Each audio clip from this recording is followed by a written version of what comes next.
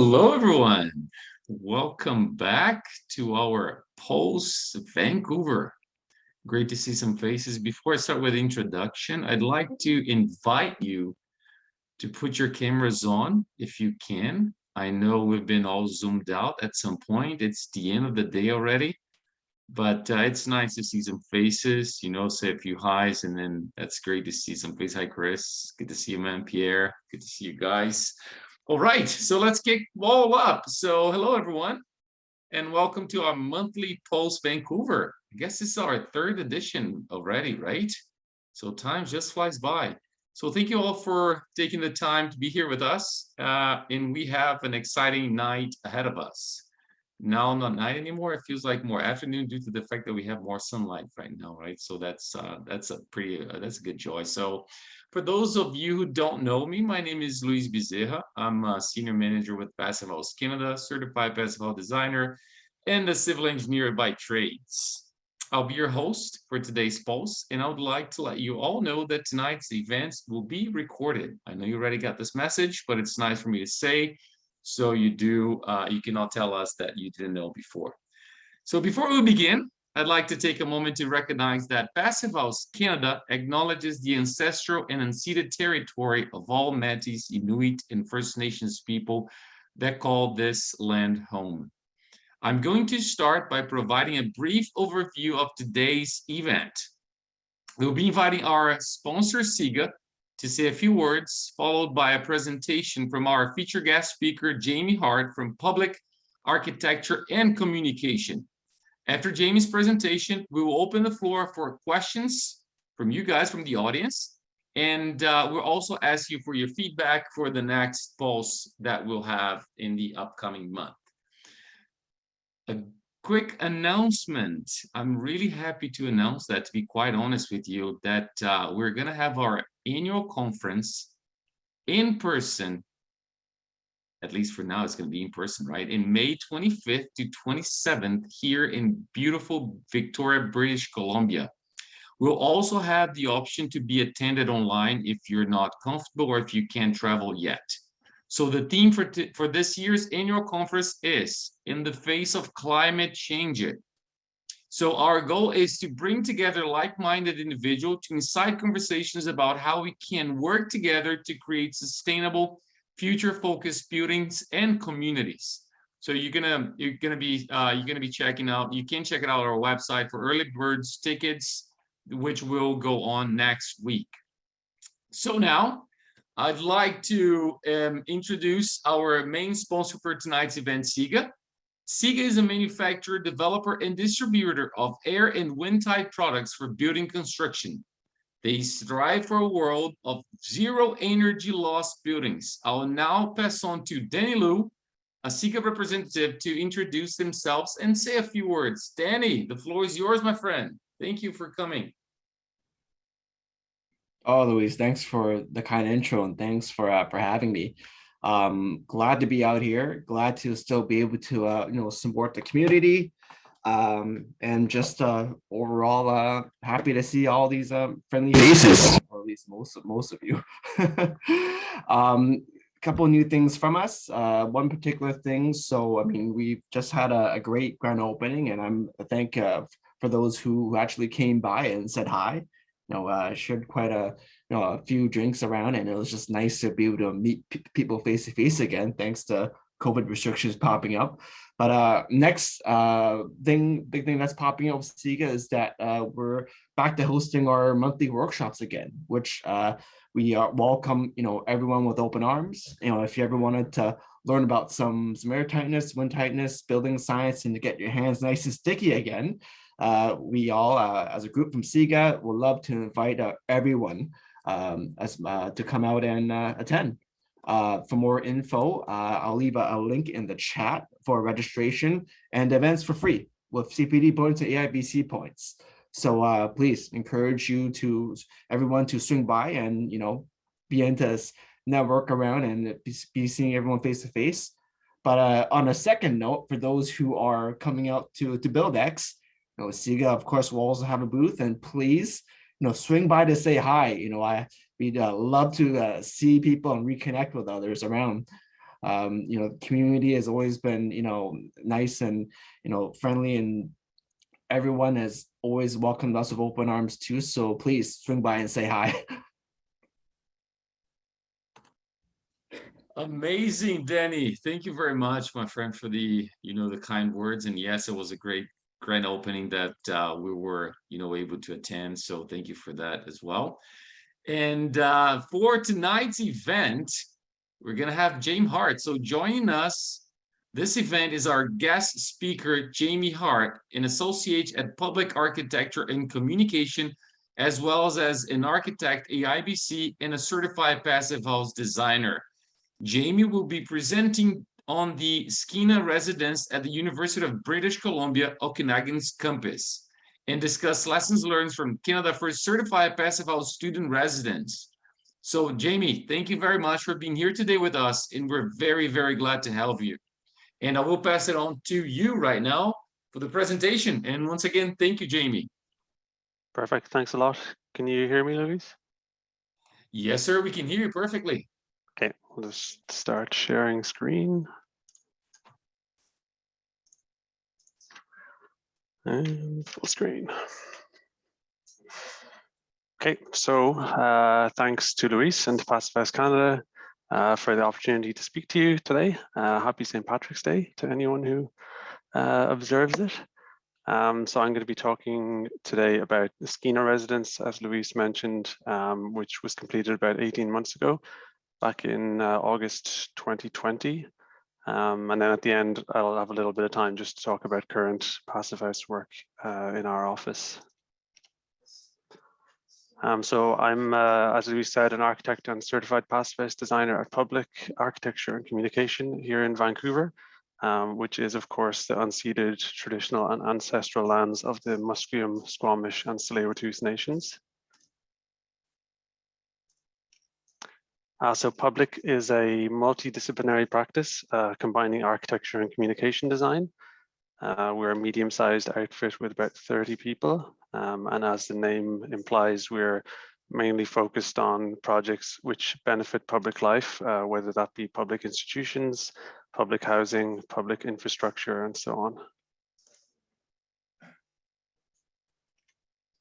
So the Skeena Residence, it's the first passive house project for the University of British Columbia.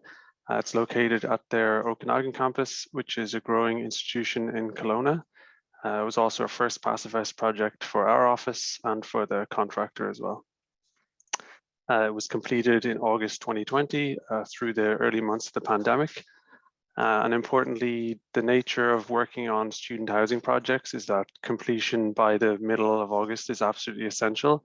So if you miss that deadline, you essentially miss an entire academic year. So failure to meet the schedule is not really an option. So here's a look at the program for the project. We've got 220 student beds with 120 bathrooms. So one bathroom for each shared pair of student rooms. We've got floor and study lounges on each level. And then on the ground floor, we've got common amenity rooms and storage rooms. And then requirement that it be complete for the 2020 to 2021 academic year and that it meet the Passive House standard. So as I mentioned, the project's located in Kelowna. For those of you in the rest of Canada, Kelowna is about 400 kilometers from Vancouver, about a 5-hour drive. It's in climate zone 5, so it sees bigger temperature swings from winter to summer than we see on the coast. It also experiences more regular wildfire smoke and air quality advisories, which is an increasingly important factor when choosing to build to Passive House standards. This distance also became a bit of a challenge during the early months of COVID when air travel was suspended, as many of our consultants were located in Vancouver. Thankfully, we had already engaged local Passive House designer Brett Cicello from Nido Design, who was able to provide additional field review support for us during the project. So in red in the upper left corner, you can see the location of the Skeena building. It's in the northwest corner of the campus, and it backs into a hillside to the west, which provides some useful shading from the setting sun. It's got a north-south orientation for the building, which is maybe not ideal from a solar orientation point of view, but this was set up by the campus master plan. And the building completes a sweep of student residences facing a large common playing field for activities.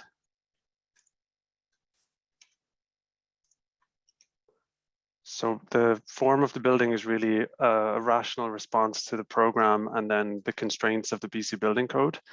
In BC and probably in most of Canada, light wood framing is generally the most economical method for building a mid-rise residential building. And then the building code controls the maximum dimensions allowed for combustible construction. So we have a typical floor plan area of less than 1,500 square meters, which allows for 44 student bedrooms and the associated study spaces on each level. We also have the maximum permitted 6-story height and just under 18 meters to the top floor. By being less than 18 meters, this height also means that the project avoids high-rise building requirements, such as the pressurization and venting of exit stairs, which could complicate passive house air tightness. It also avoids the need for an emergency diesel generator for the elevators. So this adherence to the constraints of the building code and the repetitive programming of the student rooms sets us up for a very simplified massing. And then a challenge after that is to find an architectural expression that can ground what's a pretty simple form in its surroundings and express the function of the building in an honest way. This is a view of the north elevation of the building.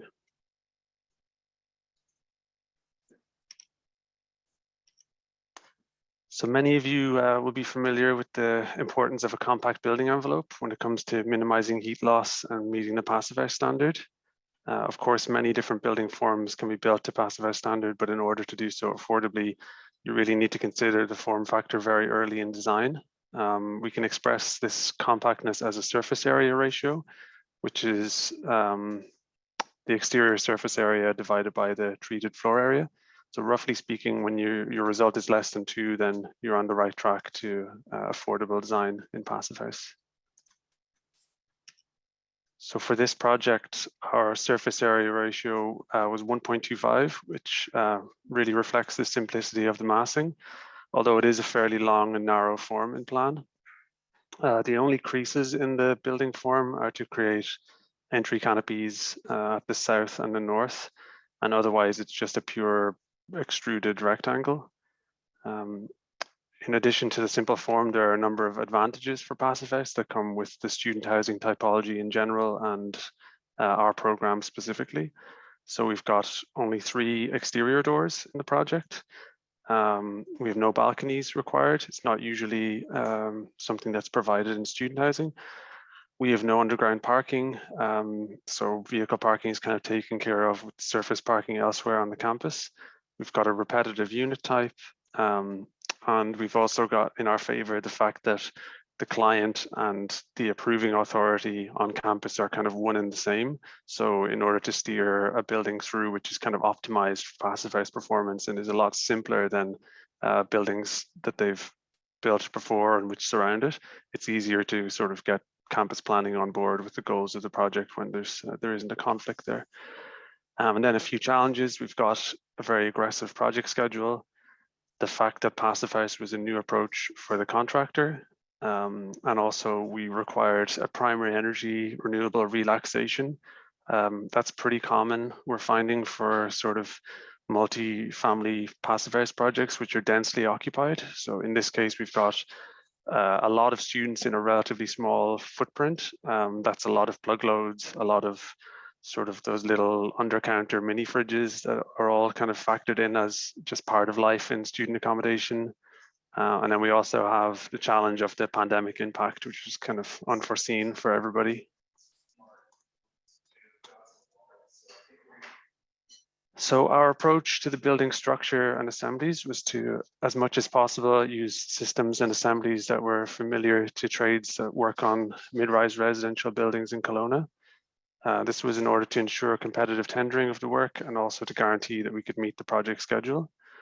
So the bones of the building are totally conventional. You've got light wood framing for the walls and wood I-joists for the floors and roof on top of a concrete ground floor. And the on-campus location also provided a lot of set-down space around the building for materials to be delivered. And then it also meant that the framers were able to set up an on-site prefab space for the walls and then just crane sections into place.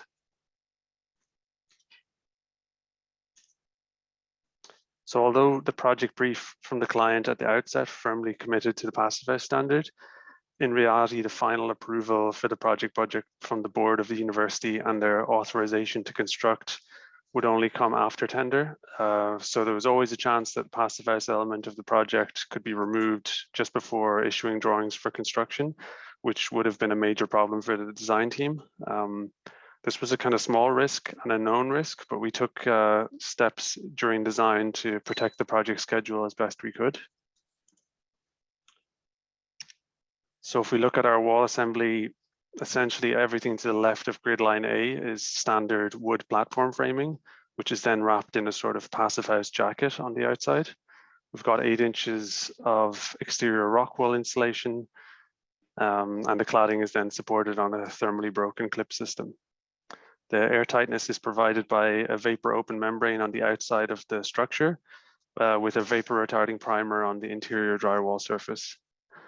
What this approach meant is that if Passive House was ultimately axed from the project, we could have reduced the exterior insulation thickness as needed without any significant knock-on effects, and the structural framing could have proceeded on schedule, but thankfully none of that was necessary.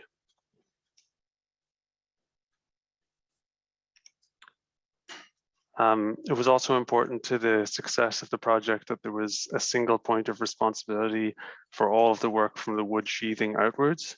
So that meant a single responsibility for the air barrier, the exterior insulation, and the finished cladding of the walls. That role in this case was performed by TRS Building Envelope in Kelowna, and they were a key part of the success of the project. Here you can see the air barrier in place and windows beginning to be installed. The simple building form meant that the membrane could be continuously rolled down all 5 stories of wood framing. So it's essentially just like wallpapering. And then it's easy to inspect and repair if any damage occurs or if any air leaks are identified. So here we see the next phase, which is the addition of Cascadia fiberglass clips and steel girts to support the cladding. 8 inches of semi-rigid rock wool is then installed in between the clips. And this is our final blower door test, which shows a result of 0.08 air changes per hour, which is a really phenomenal result for a crew that was working on their first Passive House project.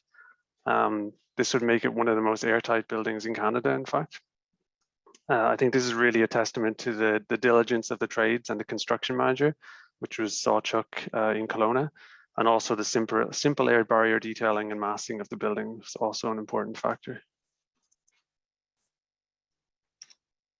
With regards to windows, we used a combination of Westech vinyl windows for the typical residential windows, combined with Schuko curtain wall frames for the larger openings at the ground floor and at the circulation spaces. So here's our typical window detail, which is fairly conventional. The window frames mounted directly on the wood framing, and then an interior rod and caulk seal for airtightness. We overlap the insulation on all 4 sides, including the sill, in order to improve the thermal bridge values around the opening. The sill flashing is then sealed to the window frame, and there's an additional waterproof membrane to deal with any water penetration below the sill flashing. So here you can see an installed window before the adding of the exterior insulation. The opening is surrounded by sections of pressure treated blocking for attaching the jamb and head flashing. The blocking is intermittent, so insulation is then added in between to further reduce thermal bridging. So finished windows look like this. They're recessed fairly deeply within the openings, which creates some effective fixed shading on mainly east and west facing windows.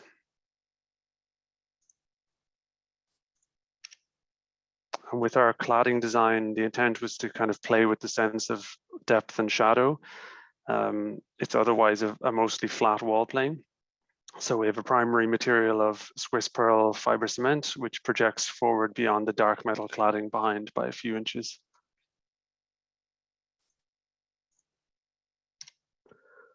Even with what's a very simplified smooth massing, there are always exterior components which need to be fastened back to the structure through the exterior insulation.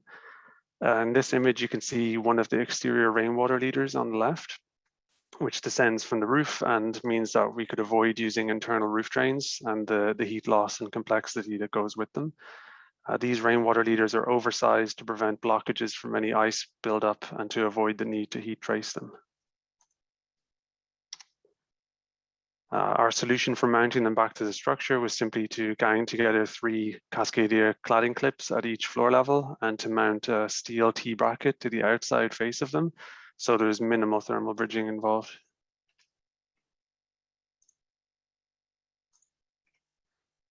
And then the cladding transition to grade is achieved by a concrete brick. Depending on the depth of the foundation at different points along the building, the bricks either rest on the footing or on a cast in place concrete corbel, which is what you can see in the top left side. So then that gets wrapped in insulation below grade. A little bit of thermal bridging potentially, but there's also insulation of the surface wall on the inside of the concrete. As you can see, we didn't insulate below the foundation, below the footings rather, but the columns and foundation walls are wrapped in insulation on all the other sides below grade. So here's a series of typical wall sections at the floor, the roof, and the parapet. The steps in the cladding that are visible in the photos, it's achieved by varying the rain screen spacing from between 1 inch to 4 inches, so that the air barrier and the insulation layers are always straight and consistent in bind.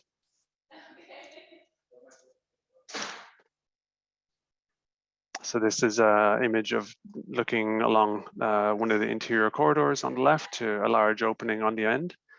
And then this is a typical student room on the right. And we've also got contrasting colors stairs for the south and the north to help with identification. And then the carpet pattern from south to north also changes in a kind of pixelated way from pink to orange to just give people kind of orientation in what's just a very linear building and linear circulation.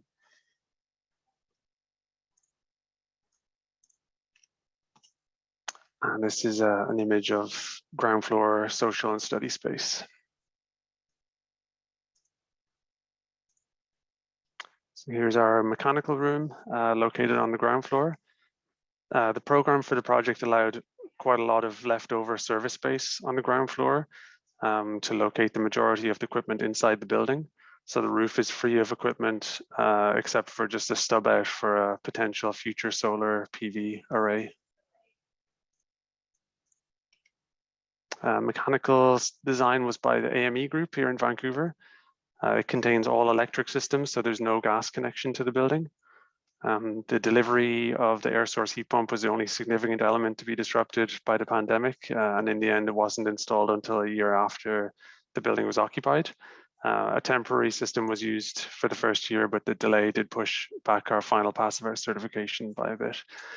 So for ventilation, you've got a centralized system, which is 3 Swagon ERVs, 1 serving the ground floor and 2 serving the upper levels in tandem. We've got horizontal distribution across the ceilings in the corridors. For space heating, as I mentioned, air to water heat pump. And then there are Yaga fan coil units in each student suite. So they have individual thermostat control for every student room. For domestic hot water, there's a Colmac air to water heat pump with backup electric resistance heat. So we have a common laundry room on the ground floor. We were unable to source condensing commercial dryers at the time. So these are a conventional direct vent model. The damper you can see on the right opens when the dryers are in use to draw in makeup air from the outside. And then this heat loss is just captured in the energy model. This damper is then closed when the dryers are not in use. So here's a screen grab of the final energy performance in PHPP. Heating demand is at 7.4, so it's well under the threshold of 15 for certification. The final blower door test result of 0.08 air changes per hour really pulled down the heating demand by over 4 kilowatt hours per square meter per year, I think. So it has a really big impact on the final results, and that's maybe a bigger impact than we foresaw during design. And as I mentioned, there were some delays with the arrival of final mechanical plant that pushed back our passive house certification, but hopefully this should be closed out in the next few weeks.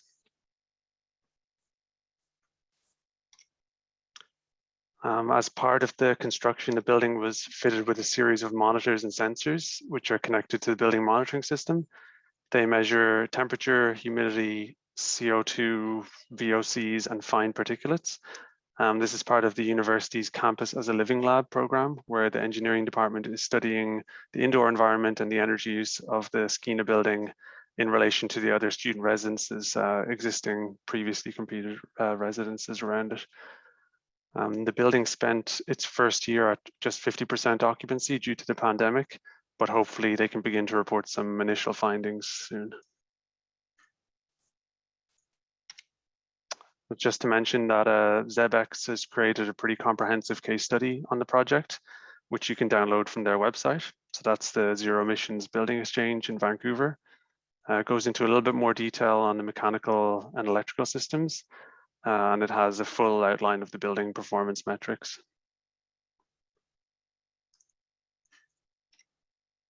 So the Skeena Residence was completed on time in spite of the disruption of the pandemic.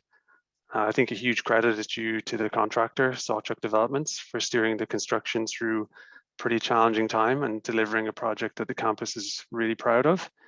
It was also a great experience for us as the architects, and we're already putting into effect the lessons we learned here on other mid-rise passive house projects that we're working on.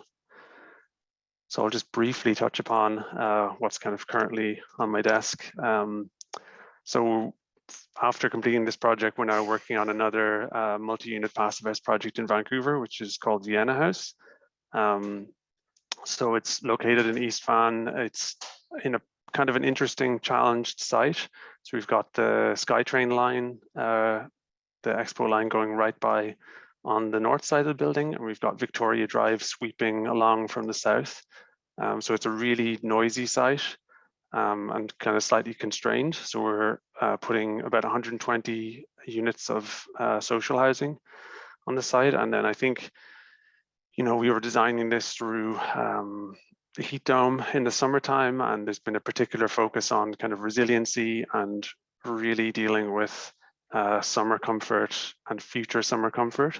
So knowing that the acoustic issues on the site really mean that openable windows are kind of not questionable. Like, you certainly would provide them, but whether or not people would use them is something you need to think quite honestly about and say, you know, it's likely that it's going to be so noisy that people are going to want to keep windows closed, especially at nighttime. And, you know, I think that led us to propose what you see here on screen, which is a courtyard building, which is a little bit unconventional maybe for passive house project, where it's generally, there's a focus on compactness and really, really tight envelopes and minimum surface area. So we're trying to sort of mediate in this project between compactness for winter performance and cross ventilation to try and reduce summer overheating and promote some better resilience and less reliance on mechanical systems in the summertime. So that's kind of what we're working on at the moment. It's just an image of the south facade as it currently stands. So it's kind of a light wood framing 6-story building. We're exploring a lot of prefabrication options. So we've got panelized exterior walls in the project at the moment and mass timber floors with kind of fairly conventional light wood framing for interior partitions. Projects in for rezoning at the moment. There's a whole series of other approvals and design development still underway. So it'll probably be end of this year or early next year by the time we go into construction. Here's just a look at the sort of ground floor plan. So there's a courtyard in the center that you access directly off Stainsbury Avenue. All the units are kind of arranged around them, with every unit has dual aspect. So The thinking being that even the units that are on the north side of the site facing directly to the SkyTrain will always have the opportunity to leave a window open in the evening, or they can cross-ventilate during the day. They could leave a window on both sides on tilt function when they go to work on a hot day. You know, there is more flexibility, I think, when you can drive sort of meaningful cross-ventilation in the project. So that's our current proposal.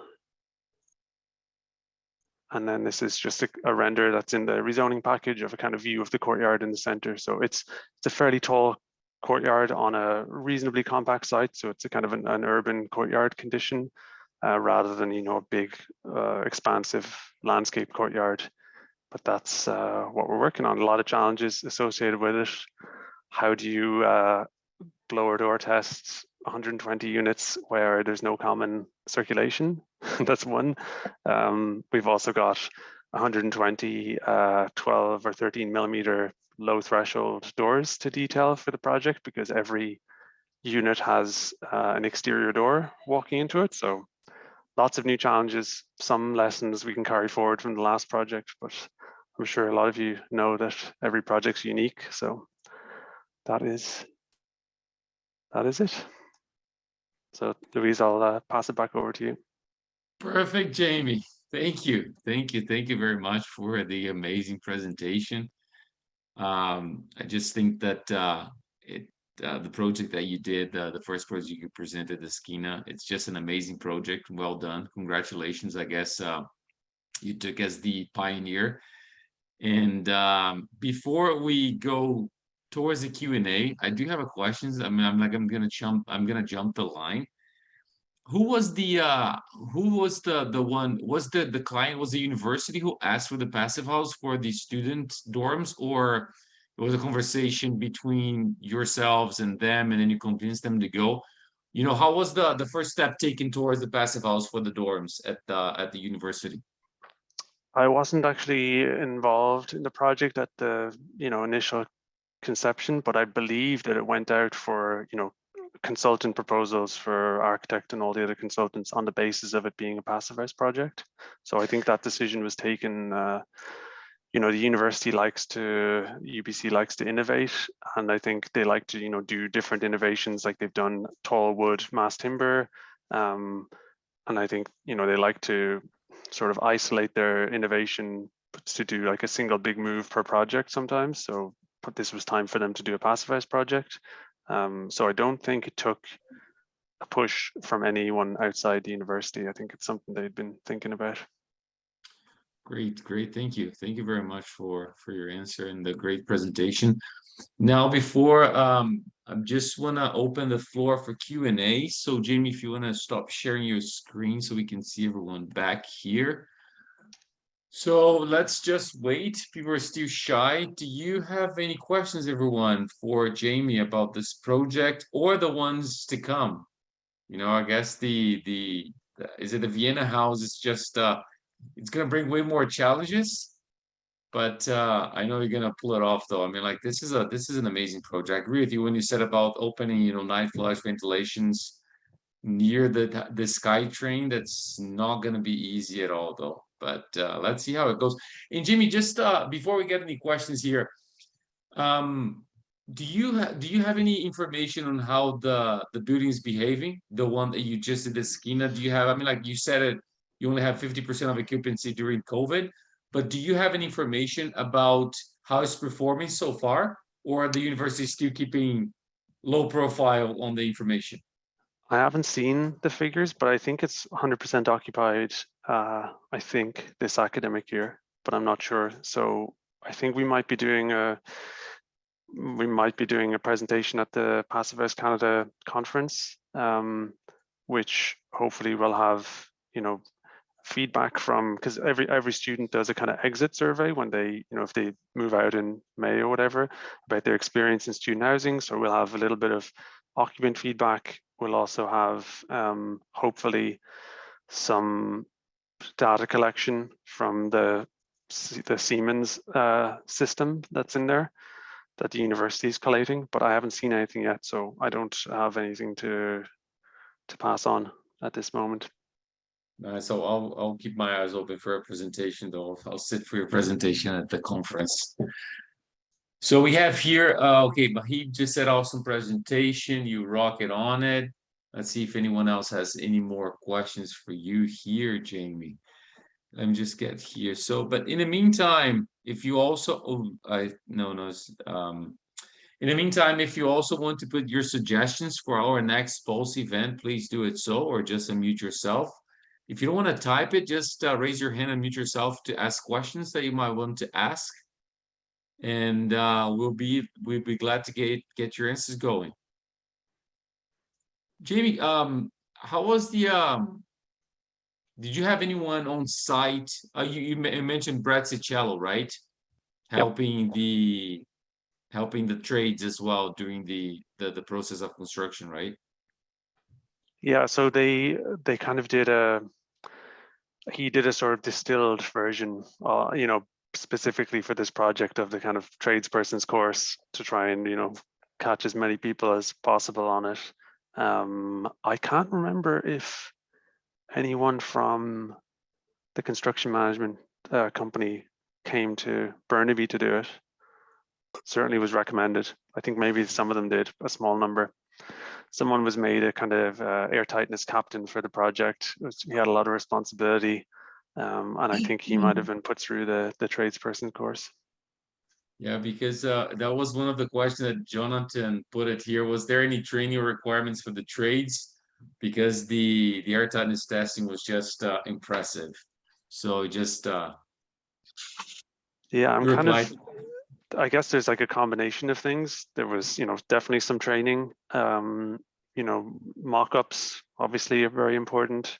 Make sure people are doing like real mock-ups, either standalone or mock-up on the building. And then I think the air barrier detailing was pretty simple. Building, you know, it's got a lot of floor area relative to the amount of area the air can escape from. So yeah, I don't think we were expecting such a low blower door test. I think also there's sometimes, like there was a lot of nervousness on site the morning of the blower door test. So I think people take very seriously the pass fail aspect of that, which, you know, sometimes if they take it seriously enough and they have the right motivation, they can really excel and, you know, exceed expectations. Did you do any in between door blower test like normally you do at a certain point and then you do once the construction is done, or you just did this last one and was like, okay, let's, you know, get ready for the whatever is to come? RDH was the envelope consultant and the pacifist consultant, and they did some mid-construction blower door tests, just I guess like pressurization test on just the top 2 stories. So because the stairs are kind of at the far north and south of the plan, they were able to kind of separate, just, you know, use poly sheeting at the ends of the hallways to try and isolate the stairs, and then test the area kind of in between the stairs, you know, maybe 30 or 40 suites all the way along the corridor on 2 levels. So it probably doesn't give you, you know, kind of a whole building test, but at least because the window details are all the same, you can test all of your typical assemblies, do smoke tests, do thermal imaging tests, things like that. Nice. So yeah, there was some done. Thank you. Brian, you had your hand up, sir. If you wanna just unmute yourself. Hi there. Jamie, great presentation.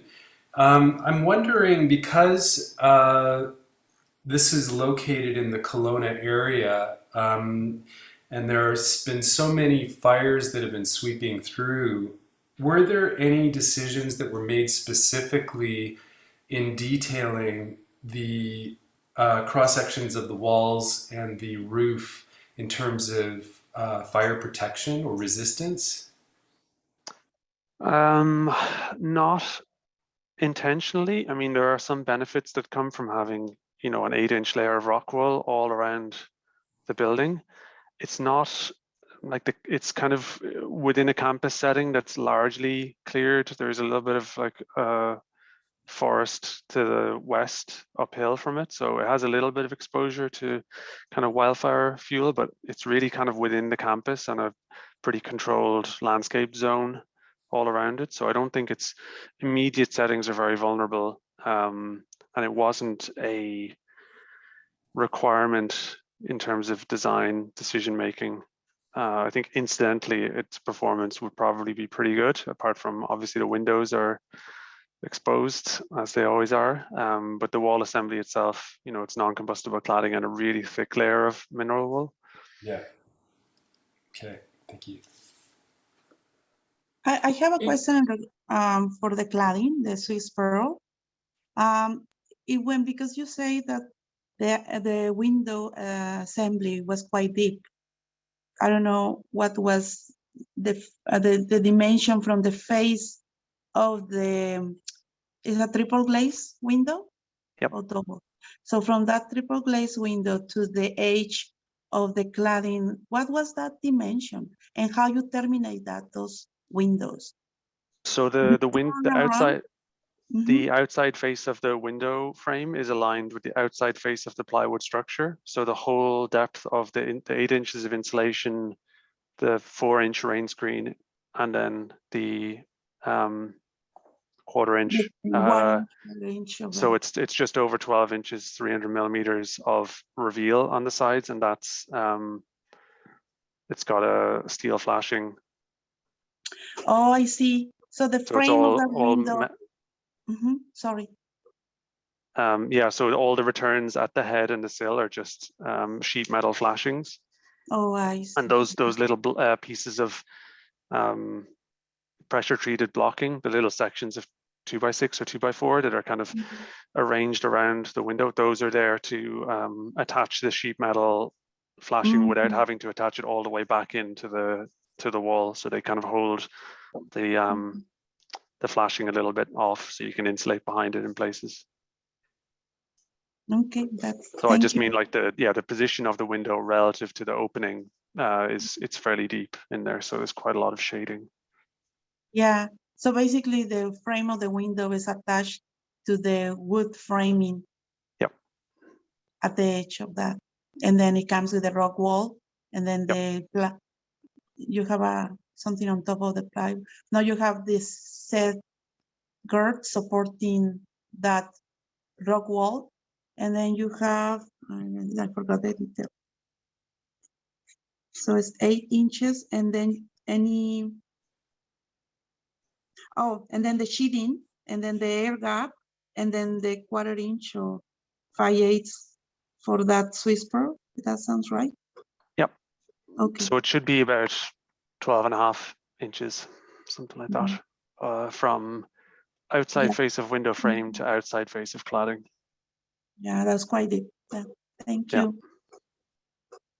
Thank you, Laura. We have another hand up here. Andrew, Pierre, you next, buddy. Yeah, how you doing? I just got a quick question. We're looking here, we're in New Brunswick. We're looking at putting a community in with about 45 units. It's going to be, they're all 3-plexes pretty much. We're looking at veering into the passive area, and we're just we're having trouble finding information on requirements, what we should be doing to get to where we should be. So like, as I said, we're in New Brunswick, so we do get the climate change and that. We're just looking for a little help, trying to kind of lean on somebody to guide us, because out in our area, there's not many people doing it, and we want to kind of get it rolling out here. So just any help would be great. Louise, is Passive Canada doing any initiatives in the area? I mean, there's loads of information you can get from Passive Canada directly. Yes, so Andrew, it's where I learned everything.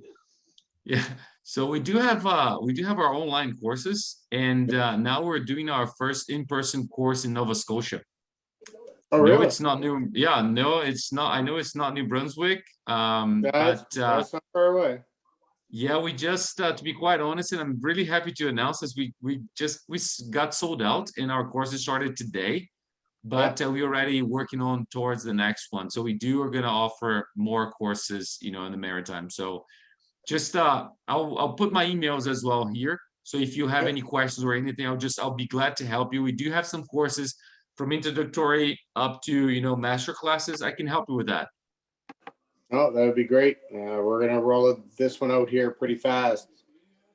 So yeah. Perfect, any Andrew. information- And we do have some instructors and boots on the ground that we can introduce you to as well.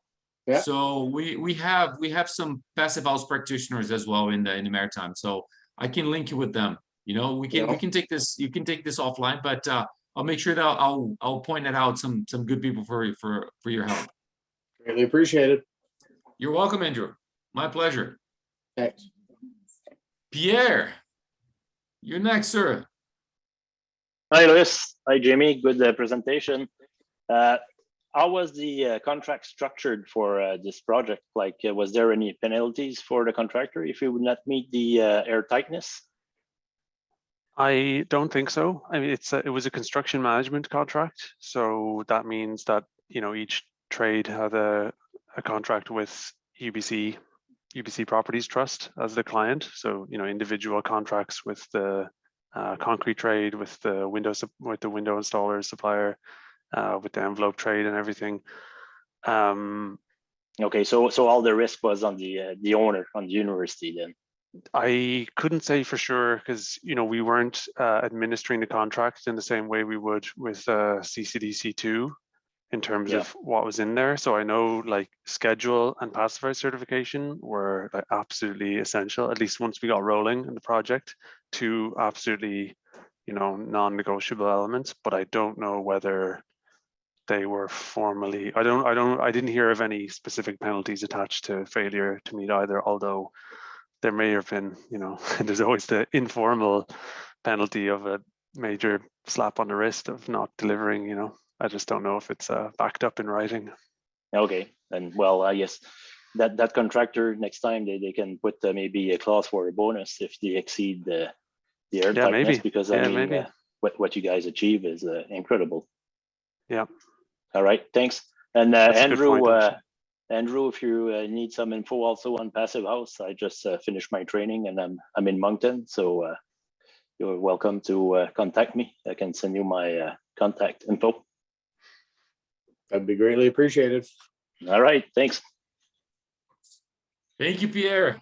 Next one with the hands up is Lubor. I'm sorry if I mispronounced your name, but if you want to mute yourself, you have your hand up.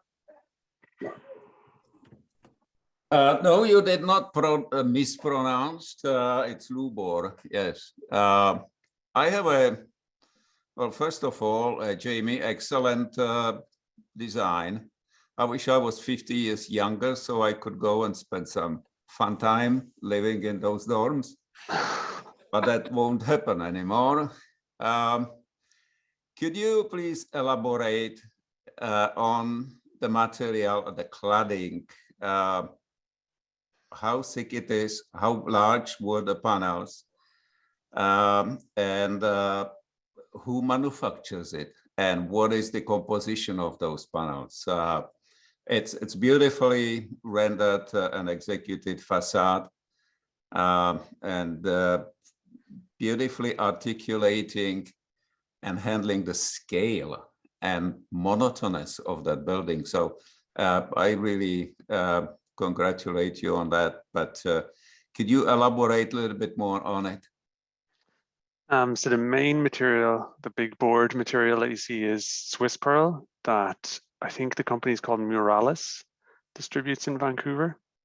They sell quite a lot of it, and that's a pretty common material on the campus there. We were, I think, told pretty early on that, you know, for fiber cement materials, it's a residential building, but it's in an institutional setting with a pretty high material quality, at least for all of the new buildings.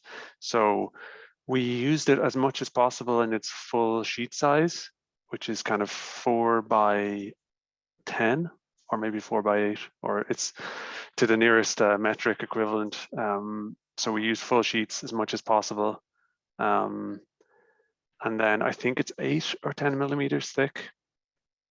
And then it's all face fastened. So you get it with the, we use 3 different colors that are quite closely aligned to each other. They're kind of close enough in color that it almost looks like kind of natural variation between panel, but they are actually 3 different colors from the range.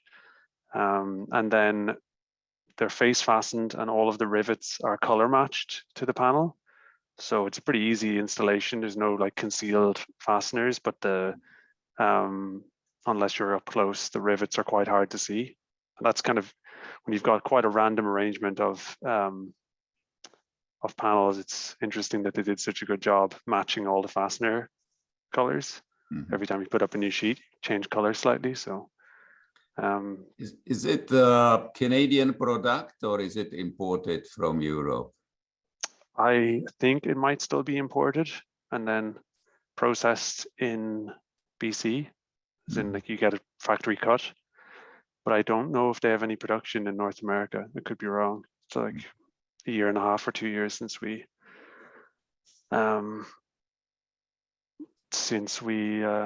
specified it. But I think it's just they have stock in BC that is just full size sheet stock, and then they'll process it for whatever size you need.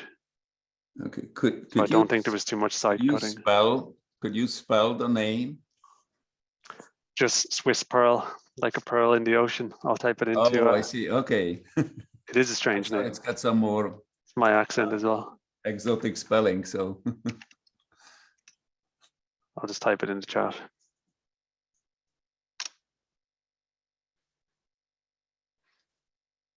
Perfect. Thank you, Lubos. Thank you, Jamie. Thank you. Jamie, we have one more question here. So it's from Jen. I don't know if Jen is still here. Yes. It's can you talk more about the vapor retarder primer that you used on the interior? Where was it applied? So it's just applied to the drywall after it's been mudded, and then it's applied as a primer before the finish coats of paint. So it gets primed with the vapor retarder, and obviously because you're verifying your airtightness with a blower door test, and a pretty stringent one for Passive House, you can kind of, the vapor retarder on the drywall is just there to stop kind of diffusion into the wall assembly, but you're, removing or largely removing the risk of air leakage, driving moisture into your wall assembly. So by building to Passive House standards, you're kind of hugely reducing the risk of condensation in your wall assembly. And then the vapor retarding primer doesn't need to be, particularly continuous. As long as it's kind of floor to ceiling, it's not crucial because it's not performing any air tightness role or anything like that. It's just kind of vapor diffusion, which is not a huge issue in a Passive House building. Right, because I was wondering, like, if, it's student housing too, right? So sometimes you can get some abuse. So if someone drove a nail or a big screw or something through it, I was wondering about that. Yeah. Yeah, so if a section of it gets rubbed off, it's, if 5% of it gets rubbed off a wall, it's still 95% good. Whereas, you put a hole in your air barrier and it's kind of like a sieve. Yeah, totally. Cool. Okay, thank you. Thank you, Jamie. Thank you, Jen. There's another question here from Julianne. So thanks for the presentation. I believe you mentioned that there are exit surveys done by students, so maybe there's no info data yet. But I understand that the biggest issue with the multi-unit passive house building is teaching users how to control, modify internal temperatures. Is this something that was addressed on the move-in day? And just a second part of the question is also, was there AC installed? I have also heard a challenge of multifamily passive houses that they're quite hot. So it's not it's not air conditioning, but it is it's mechanical cooling and heating simultaneously in different parts of the building if needed with a heat pump. So it's not typical air conditioning, just doing cooling. So each room has a fan coil unit mounted at the ceiling level, which is like the size of a big briefcase.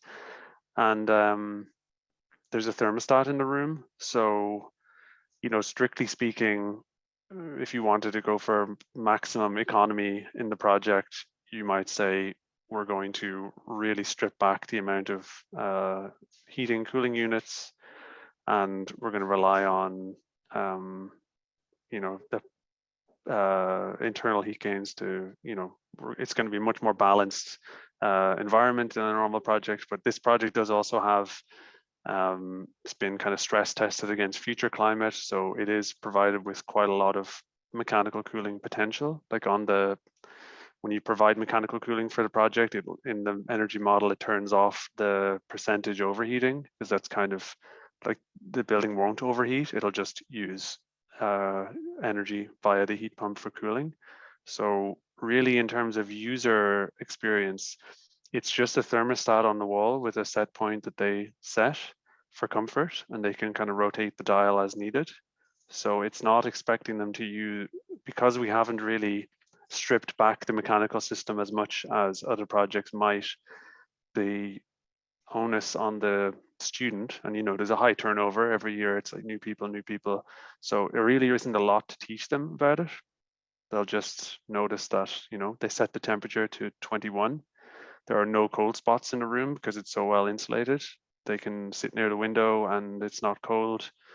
They might not have to touch the thermostat at all. And then in the data from the building, the campus will just notice that the building is using like little to no energy. So it's not really expecting people to behave differently. There are openable windows in each student room, but it's not really an important factor in the building performance. So someone could be in there with window open or window closed. They can set the thermostat as they want. Building is well insulated enough. Like the cooling demand that's shown in the PHPP is really small. It's probably about 1/7 of what the passive house certification requires. So there's a lot of room. As the climate gets warmer and that cooling demand increases, the project will still be a passive house for, you know, decades, hopefully, even with some fairly bad global warming effects. But yeah, there's a lot of room in there and a lot of individual control just via the thermostat.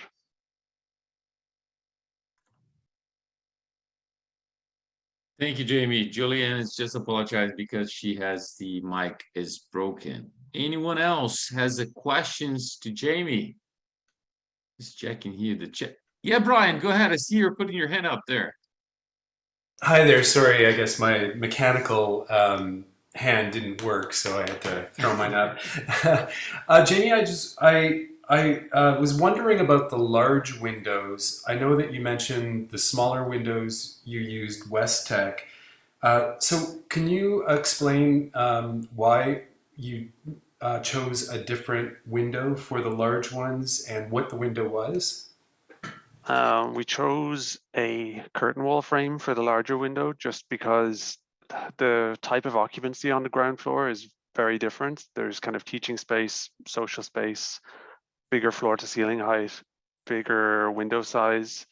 We naturally kind of had to break up the tender for the window package into small residential windows, and which are fairly affordable, relatively affordable, is still triple pane windows, and then sort of institutional quality, larger openings on the ground floor, which it would be rare to, I think, to be able to match them with the same manufacturer, maybe in the future. I mean, you could get the same curtain wall manufacturer can provide individual windows for up above, but they're going to be quite expensive because those are all aluminum frames and imported from Europe.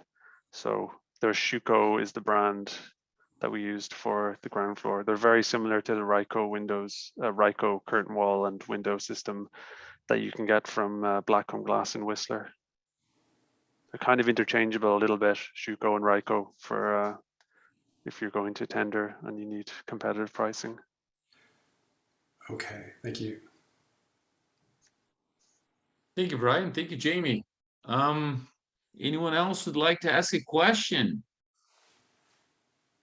Going once, going twice. All right. So, Jamie, once again, much appreciated your time. Really appreciate it. It was a great presentation. So yeah, thank you for a nice presentation, Jamie. Great projects. Yes, you do great projects. So you do have great projects to come. Please keep us up to date. It'll be great to hear more from you at the conference as well. I want to thank everyone for joining us today. And if you do have any questions or if you have any suggestions for the next events, please pop on the chat or just send us an email. And once again, thank you, everyone, and have a great evening. We do appreciate your coming today, and I hope to see you next month.